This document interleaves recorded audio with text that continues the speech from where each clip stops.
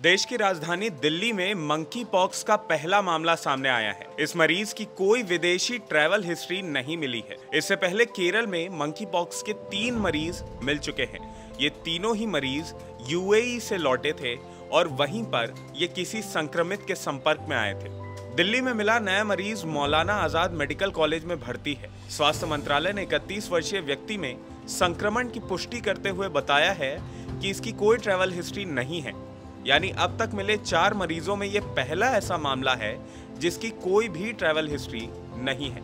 इस मरीज को तेज बुखार और स्किन में घाव के बाद अस्पताल में भर्ती कराया गया था। इससे पहले केरल में 14 जुलाई को मंकी पॉक्स का पहला मामला सामने आया था। मंकी पॉक्स के पहले मामले की पुष्टि खुद केरल की स्वास्थ्य मंत्री वीना जॉर्ज ने की थी। वो यूएई से लौटा था।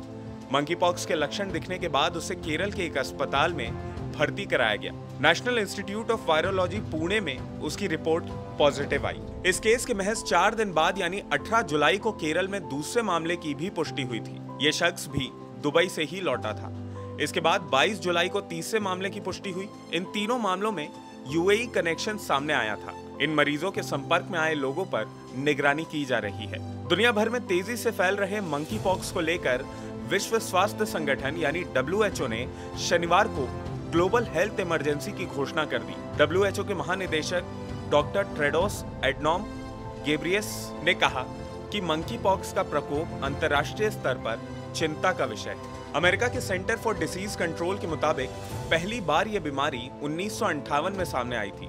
तब रिसर्च के लिए रखे गए बंदरों में यह संक्रमण मिला था, इसलिए इसका नाम मंकी पॉक्स रखा गया। इन बंदरों में चेचक जैसी बीमारी के लक्षण दिखे थे। WHO के मुताबिक इंसानों में मंकी पॉक्स का पहला मामला 1970 में सामने आया था, जब कोंगो के रहने वाले एक 9 साल के बच्चे में यह संक्रमण मिला था। 1970 के बाद 11 अफ्रीकी देशों में इंसानों के मंकी पॉक्स से संक्रमित होने के मामले सामने आए थे। दुनिया में मंकी पॉक्स का संक्रमण अफ्रीका से फैला है। 2003 में अमेरिका में मंकी पॉक्स के मामले सामने आए थे। सितंबर 2018 में इजराइल और ब्रिटेन में मंकी पॉक्स के मामले सामने आए।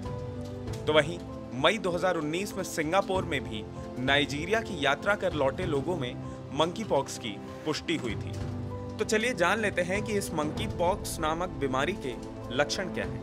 मंकी पॉक्स वायरस का इंक्यूबेशन पीरियड 6 से 13 दिन तक का होता है। कई बार 5 से 21 दिन तक का भी ये इंक्यूबेशन पीरियड हो सकता है। इंक्यूबेशन पीरियड का मतलब ये होता है कि संक्रमित होने के बाद लक्षण दिखने में कितने दिन लगे।